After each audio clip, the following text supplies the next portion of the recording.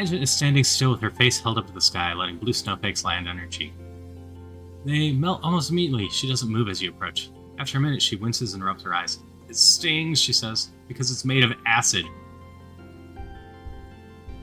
Acid snow? Sounds gross. Ah, run away from the acid snow. Tang nods. Professor Howell says it isn't harmful, and it's an important part of the natural cycle here. It freezes at 12 degrees Celsius and turns into tiny crystals that are so heavy they fall from the cods. You can see them under a microscope. She sticks her tongue out and lets some of the flakes fall on it. It tastes kind of sour but sweet, she observes. Fascinating. Tang pulls a sample jar out of her coat. We know what it's made of, but our understanding is incomplete, she says and places the jar on the outcropping rust. The big mushrooms changed in shape and color before the snow began to fall. I wonder if there's some sort of signal that precedes the changing of season. What happens if I expose samples collected in dust season to snow from the quiet season? A small, excited smile creeps across Tang's face. There's so much to learn about this planet, I can't wait. You and your brother are so much alike. Tang narrows her eyes. Yes, we used to get that a lot, she says. I guess it's still true if you think sneaking out of the colony is the same as valid scientific research. She frowns at you. He's so dumb, she mutters and shoves her hand out her arms. He only cares about feelings, especially his own. So much has happened in the last month since the monster attack during Glow. The idea of this planet as a peaceful utopia has been shattered. Security squads are training new members and keeping close watch on the gates now. They're reinforcing the walls and even installing a few robotic turrets. In class, you have drills on what to do if the colony is attacked again. In all excitement, you forgot today was your birthday. Your parents haven't forgotten. They wake you up early with enthusiastic shouts of surprise. Your turning year is only a little longer than a year on Earth, so you've taken up its calendar for birthdays. Yours is in the second month of quiet. Spark snow drifts slowly past your porthole window as you snuggle with your dad. Your mom climbs up too and sits on the edge of your bed. Your dad pulls a bowl of fruit from behind his back with a flourish like a magic trick. At least you think it's fruit. What are those? Our fruit, your dad grins. The foragers have been picking these just outside the wall. They might look a little funny, but they're tasty. Try one. Take a cautious bite. The pulp is soft and tastes a bit like lemon, only more blue. I bet you can't wait to join the surveyors out there, your dad says wistfully. Who knows what else you'll find. Selene is not allowed outside the gates, your mom interrupts, her voice sharp. It's too dangerous for kids. Well, I know, but eventually, your dad says, but your mom cuts him off again. But not now, your mom replies. Not since the attack. Not with everything we know is out there now. I helped, I was a hero. I knew about the monsters, admit it. The attack was scary. I was a hero. Don't even start, your mom says. You should have just been in the crush with the others, not putting yourself in danger for no reason. You don't get it. You know your mom wasn't a farmer back on Earth, she was a fighter too. She's such a hypocrite. Even still, your mom says, it's clear that everyone should know how to defend themselves if it happens again. To be clear, that includes knowing when to run away, your dad says. Security chiefs arrest offering self-defense lessons at Garrison, you know. Even for kids, if you're interested, you drop in sometime. Your mom gives you a stern look. And I know your friend Dis has been sneaking outside the wall, she says grimly. If I catch you doing that, I'm going to put a chip in your ear. You laugh. What a good joke. Your mom doesn't laugh. What, me? Never. It's probably not that dangerous. I'll do what I want. I'm 11. Good time to start lying good. Yeah, you better never, your mom retorts, crossing her arm.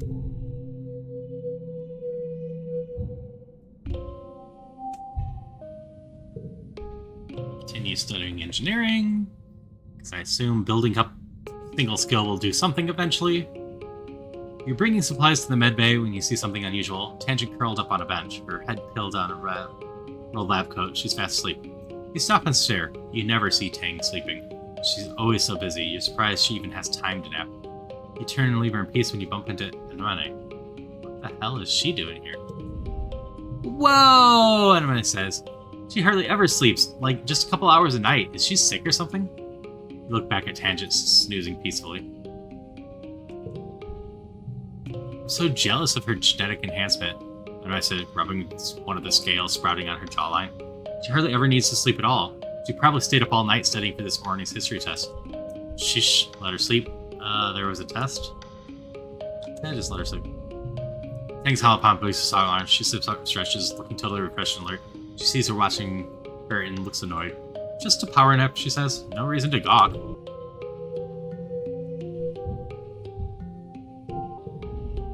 You attend your first session of Security Chief Rat's self-defense class. It's a small class, mostly security officers and other adults. You and Amane are the only kids. She gives you a wink and a cheesy thumbs up as you listen to rant about how everyone in the colony needs to learn self-defense. You could be walking along, thinking you're safe within the walls, and a flying animal will swoop out of the sky. Then what do? Rhett chops in the air with his hand. I'll tell you what you're gonna do. You're gonna chop that beast right in the throat. Yeah! He points at the assembled class, but only if you learn what I'm about to teach you. The only way to learn is by doing. Who wants to volunteer for a demonstration? Yeah, screw it. Just go forward. Security Chief doesn't scare you, or so you pretend. Rhett is like the biggest adult you know, and he's so intense. Step forward, and Rhett nods as he crushes down. Okay, he says. I'm a manticore stalking you through the forest. What do? Kick it in the face. Try to kick Rhett as he approaches you. He easily grabs your foot and flips you on the mat. Ouch. Wrong. Use your brain slate. First you do is call for help. Then you run. Rhett grabs your forehead and hauls you on the ground. Only engage with the enemy, there's no other alternative. No one walks away from the fight without getting hurt. The first rule of self-defense is not to put yourself in situations where you need to fight. Amane still thinks you're cool for acting tough. She gives you another thumbs up.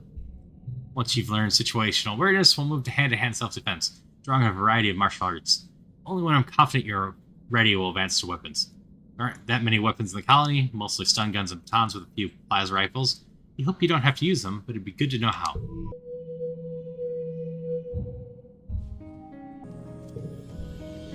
Part of self-defense is training your body. Training to be ready for any situation. The security chief has you running laps, jumping through tires, climbing walls, and sprinting back and forth. There's an inverted anti-gravity pad that makes your limbs feel super heavy. You do jumping jacks on it, and then have to do them again in normal time. It feels like you could jump straight back through the wormhole. It's exhausting, but not that different from sports ball training. I cannot take that. Take that one instead. You get stronger every day, but at what cost? You go home every night soak your aching muscles, hoping that you won't hurt as much in the morning. I feel like you're getting your butt kicked. More defense training. You run into Cal and Amane on the hill behind the garrison, a small construction site. They seem to be throwing logs? There's a bunch of them lying at the bottom of the hill. It's a caber toss, Amane shouts at you, then grunts with the effort of lifting its 6-meter-long mushroom pole. She throws it like a javelin down the hill and sprints after it. "My best record," she shouts and ties a piece of caution tape to the end of the pole. "Your turn next," Cal says, pointing neatly stacked pile of construction poles beside you. From the looks of the nearby construction, they're probably destined to be new lookout towers someday. Choose an average one, choose the thicker, heavier one. Can I just watch instead? Yeah, let's not be overzealous. Solana has made a fine pole section, Cal narrates in a haughty voice, and has lifted it onto their shoulder. Next, they will approach the sprinting line and begin their run, tossing the caber before they reach the throwing line.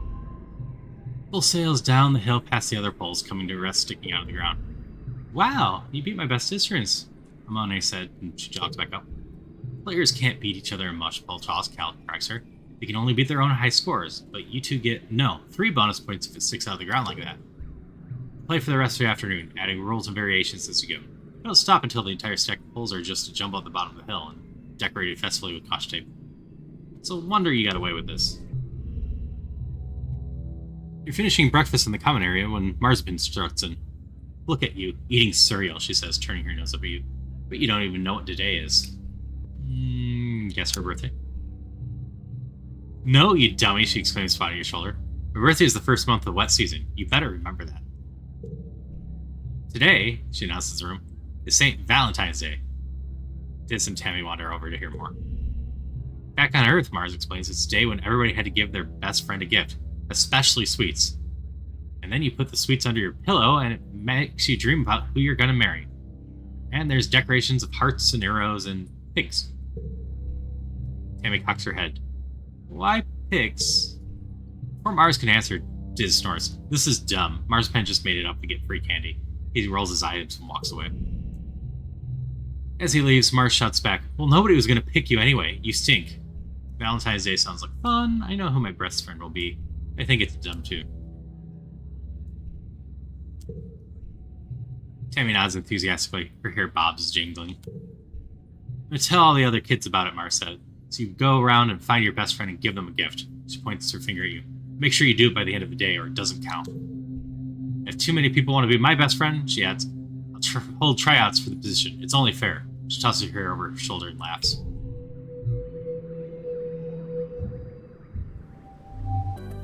Let's start with Tang and Tangent is waving her hands vigorously in the air. She's planning a study game on her holopalm, and you have to match following numbers and correct equations. She barely notices you come up. Yeah, let's start with her and see if I can do multiple. Not the reasoning, strength in numbers, deal making its foundation, and so on. Being pauses the game and eyes focus on you. Best friends, that sounds so childish, but I suppose we have smart kids to stick together. It'll make Mars stop asking me if I've chosen a best friend yet. She goes back to the game. I'll accept your proposal. Mars is in a huff. Ah, because you didn't pick her for Valentine's Day. Seems like nobody picked her. She crosses her arm and scowls at you. You chose Tang over me? She doesn't even like people. What are you gonna do? Be study buddies? Boring! Whatever, Mars mutters, tossing her. I'm just too mature for kids my age. The older kids get me, even if you don't. It's field trip day. You and class visit engine room, study how the ship works and how to use power to the colony. Gruence joins you. If you want to know anything about how the ship works, she's your woman. Well, not woman exactly, but, well, she's just very smart. Hello and welcome, children, Gruence chirps. You're standing in the beating heart of the colony, our ship's nuclear reactors. Don't worry, you're safely shielded from any radiation. My sensors are very sensitive. The power contained in these reactors is enough to sustain the colony for the next 20 years, Gruence explains. This should be more than enough time for us to develop an eco-friendly power source, such as wind, water, or solar. I'm not really sure how that works, but we'll find that out. Pay close attention to Curdurius as she explains how the stratospheric was salvaged by the Vertumen group and fitted with an artificial intelligence, produced herself, to guide you through the wormhole. Stratospheric was originally built as a vanity project of one of the very richest people on Earth, she explains, but it was never launched and eventually donated to a museum. The Vertumen group pooled their resources to acquire the ship, she continues. Funding the retrofit as a colony vessel required contributions from many people, most of whom could not join us for the journey. They were honored by the crypto-present embryos we carried us to the stars. Crypto what now? Crypto-preserved embryos, Congruence repeats gently, donated by those who helped found the colony. Though they're not here with us, may their legacy continue with us. Your blank look continues last. Perhaps this is a topic better suited for life sciences, or if you inquire further information through independent study with Chief Steward Sentient or Chief Engineer Instance. What happens if you break down? Well, hopefully that won't happen for quite some time, Congruence replies. Barring something physically incapacitating me, such as massive power failure or concerted attempt to destroy me, I'm naturally self-repairing resistant to attempts to manipulate or infect me with viruses. She smiles. Don't worry about me, children. I'll likely teach you your great-great-great-grandchildren. And just listen from here. Wonderful work, everyone. You all paid attention very well today. Let's make this pop quiz much easier for you. Congruence's hollow projection erupts into fireworks at the word pop quiz, and crass groans in unison. He just laughs over the speakers. Just kidding, she chirps, echoing through the engine room. You're free to go. Dad wants to talk. Dust is such a dry, hot season. Both suns are high in the sky, baking the usually lush Vertumen jungle. There's a breeze, it's warm, and you guessed it, dusty. The parents are up every day before dawn, which comes far too early for your liking. They're usually gone by the time you wake up at home after your sleep, so you have to visit them at work if you want to see them. Good morning, Gooseberry, your dad greets you cheerily. Have you come to see the harvest? Your mom and I are gathering the crops from the actual Vertumen dirt this week. Sure, that sounds neat. Not really. I just miss you, Mom. Sure, that sounds neat. It shows you around the rows of corns and beans from Earth. They look a little yellow and scraggly, not what you expect. Your dad enthusiastically points out that vegetables are ready to harvest. Don't forget, he tells you, the Vertumen Festival is coming up. Be a talent show in a science fair. I'm sure you're eager to participate, Fillian. Relax. It's nice to take some time off to chill after all the stress of school and work. Not to mention the mental toll of just living on this unpredictable planet. Looks like you're not the only one that needs some downtime. Some other kids are also relaxing in the lounge.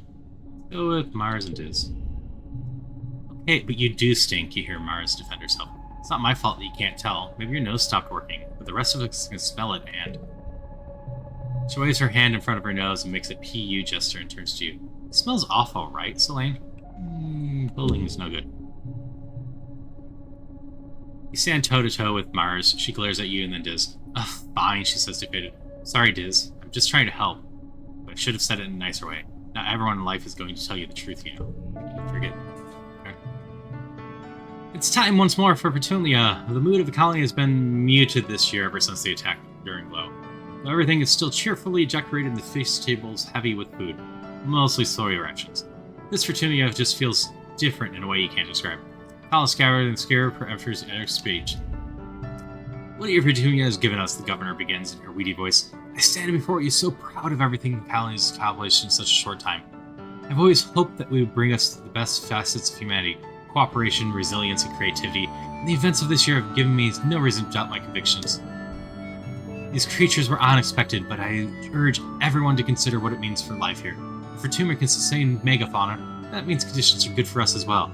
Our friends in geoponics are already working on logistics of domesticating wildlife. Your dad, as such cultivator, stands and gives a sheepish wave to the crowd.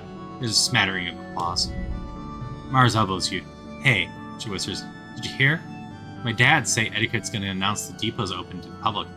Shoot her a questioning look and she rolls her eyes. You know, shopping! Somewhere to spend all the kudos we've been saving up. There's going to be candy and toys and makeup and nice-smelling soap.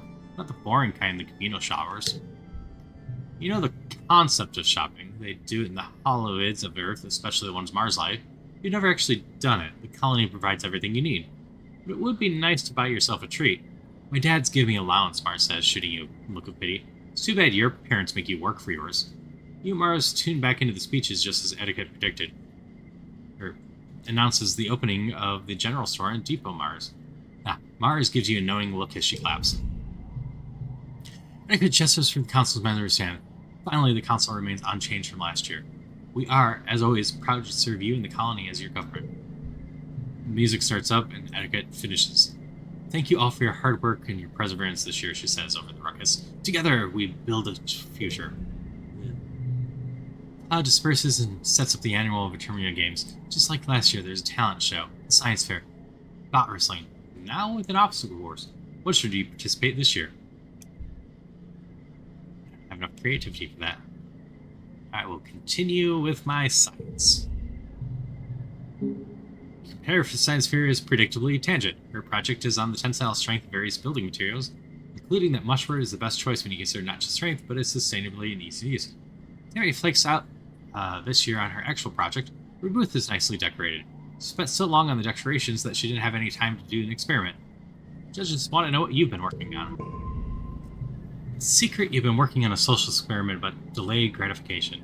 You've been sneakily studying the adults, taking notes on their snacking habits and their mood. You found that Seek and Dr. Instance rarely eat sweets, but Utopia and Antecedent do all the time. Correlate this attention span and you see that they're tackling frustrating problems. You know, problems you can control and repeat, like if a child talks back to them. The judge is impressed with your mythology, Instance perhaps a little begrudgingly. They award you first place. After the festivity is over, everyone takes time off for a much-needed break. Mars organizes a water fight that takes over the whole colony, even the adults. Brightens everyone's spirits, even in the thick heat of dust. You end up on top of the western wall, which is launching water-filled hoof streams down on an unexpected mountain in Sportsboro result. Walls seem like a neat place to hang out and relax, much quieter than the lounge if you're looking for some solitude.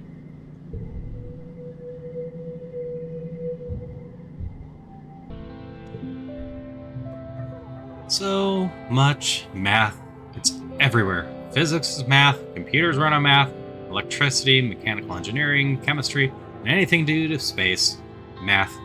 And everything is some equation or other. To calculate how to turn one thing into something else, or to tell how efficient something is. I should have just called this whole branch of science mathinaring. Yeah, there's a general store somewhere. I'll go find that moment. Tangent is deep in conversation with one of the other scientists. It seems to be consoling her, though Tangent's face betrays no emotion as he clasps on her shoulder and reassures her that she's doing really well for someone so young, and that everyone comprised some of their samples when they were first learning.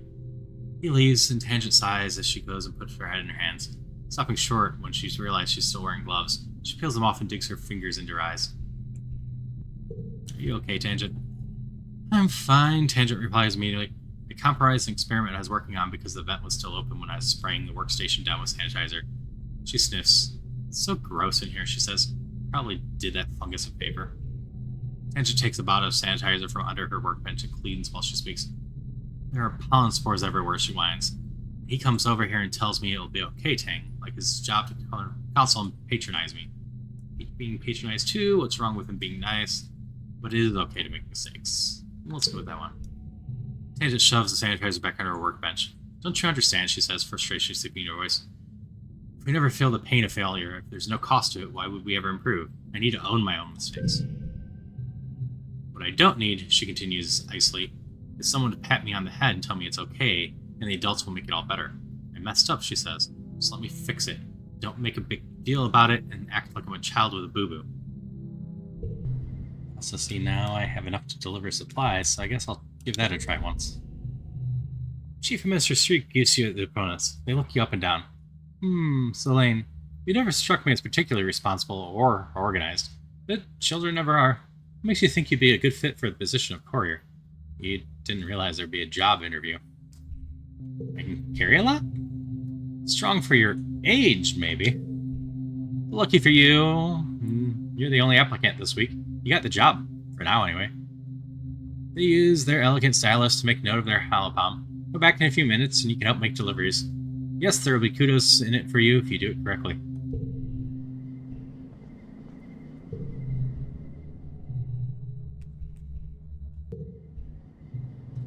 Six sends you all around the colony delivering supplies. During your first week, it's mostly small things you can carry by hand or push on a little cart, stuff like tools and electronics. Some are high priority, which means you have to move fast. It's fun getting to yell, "Important delivery coming through!" and people actually getting out of the way.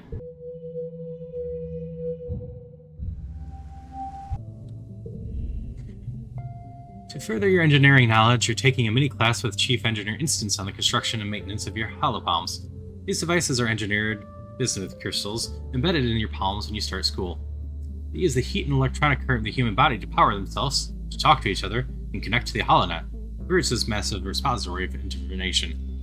You can barely remember life before yours. Halopalms were commonplace by the time Vertimegears were formed on Earth, and the square bismuth is grown in lab, Instance explains. So the physical device itself isn't hard to maintain. The difficulty is in the display and touch interfaces. Instance opens her halopalm, displaying a visibly projected screen floating in Volver Bomb. As chief engineer, she also has one of the fancier versions that combines with a pair of eyeglasses to superimpose the projection right into what she sees. The interface relies on plasma voxel generators, which require extremely small components that are impossible to nanoprint. The material will have to be mined from the Verterma itself. Tang raises her hand. Is it possible to hack these devices, she asks? If the biological electronic interface is so thin, is it possible to hack the human body? In a way, we've already begun to hack the human body, Instance replies. What do you call genotech? Everything the body does is capable, depends on foreign nuclear bases in different configurations. It's no different than currents. Human and artificial intelligence are both built from limited code and transformed into more by building. Your genetic enhancements, super hearing and sight, temperature regulations, increased resistance to fear, disease, and fatigue, all persistent in the human genome, are unlocked by the power of science. The class splits into working groups and explore installing modules in your halopalm. You and Tangent are in group together. She begins installing a mod that will let her scan inorganic materials and get a reading of their chemical compositions. What do? Try to download your own mod? Just learn it for dinner. I'm going to download my own mod. Tang raises her eyebrow impressed. What module do you choose? Nanogram puzzle game? Something to help find lost objects? Radar speed gun? A bacteria sniffing sensor? Let's help find lost objects. Ding! A portion of Congruent's immense and miraculous intelligence will now be dedicated to making sure you never lose your canteen or sunglasses. Isn't technology great?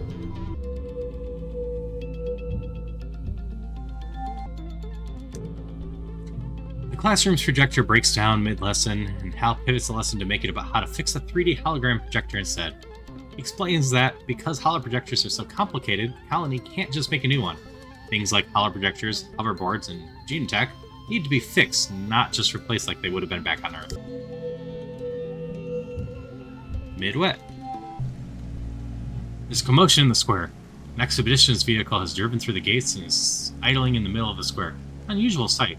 People come down from command and investigate. Utopia gets out of the vehicle and trudges over to Etiquette. For a brief conversation, you see Etiquette gesture for people to unload the vehicle and clear the area. You stay out of the way and see what they're unloading. It's a body.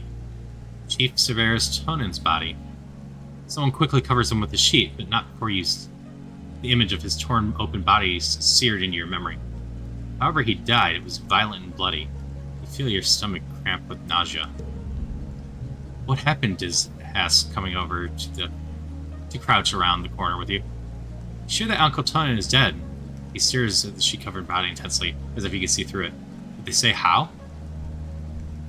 They'll never tell us the truth anyway. I'm sure they'll tell us later. Nobody will tell the kids what really happened. Did something eat them? Did you get lost and fall off a cliff? Did they even know? Diz nods, frowning. They don't want us to know about the monsters and other worse stuff. They want us to think that everything is fine, but it's not. This planet isn't as nice as they say it is. He shakes his head. They hate that they can't control us.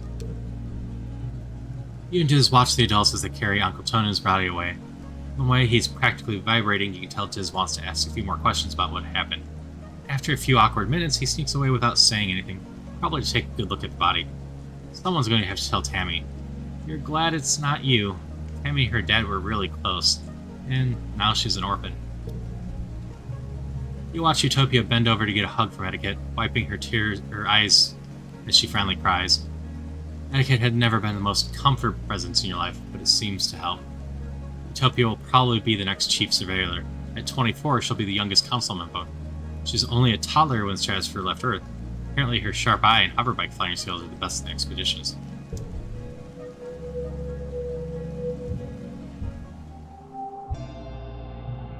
Been a quiet glow, but the grim, surreal darkness of the season reminds you of last year's violence. As the month wears on, you overhear arguments at dinner. Adults worrying that the attack is still coming, and others who think the first one was a fluke. Surveyors mention seeing new tracks in the forest, but are shushed so people don't panic. The gates are closed. You drill emergency procedures, filling soundlessly from the classroom to hide under tables, waiting for the silence to sound all clear. You drill and prepare and worry, but nothing happens. Then, just as glow is starting to wane, the toxic purple spill of the wormhole is fading and the sun's almost past horizon, sirens start. You're reading a hollow novel in bed when you hear them, followed by the stomp of boots down the hallway of the quarters. An alert flashes on your hollow palm. Shelter and crash. This is not a girl.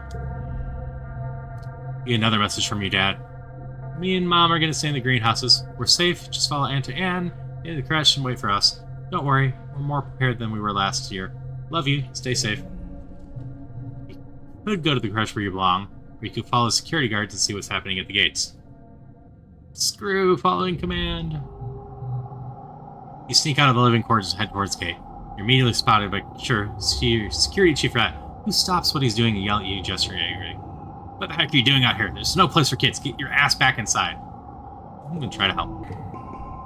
You stick around the outside of the skirmish at the gates, throwing rocks and yelling at any creature that gets too close. You're not sure if it'll make a difference, but the good news is, at least you're not injured. When the dust clears, Rhett spots you hiding in the shadows and personally escorts you back to your quarters, where your mom and dad penalize you for disobeying them. When things have calmed down, you overhear your parents arguing. I'm not going to the first congratulate Rhett, but all of his defensive proofs were exactly what we needed. Ron grumbles. He's going to be insufferable at the next council meeting. Your dad pats her hand. Credit's due where credit's due. Lulabelle, he says as she smiles to Spicer. Could have been worse. Your mom nods and they both sit in silence before your dad speaks. Poor Hal, he says. What a way to go. Aw, Professor Hal's dead now. Your parents sorrow. Hey, Pumpkinhead, your dad says. Yeah, they're going to announce it in a few hours after everyone's had a chance to calm down. He didn't make it. What happened? Don't worry about that, your mom replies, shooting your dad a look to keep him from talking. It's adult stuff, okay? You guys won't be able to go into the engineering wing for a little bit, not until it's decontaminated. Ooh. You curl up quietly, think, Professor Hal can't just die. He can't just be gone. He's your teacher. And the engineering wing is where you take your classes. You can't imagine something bad happening in such a safe space. You fall asleep thinking for sure there's been some sort of mistake.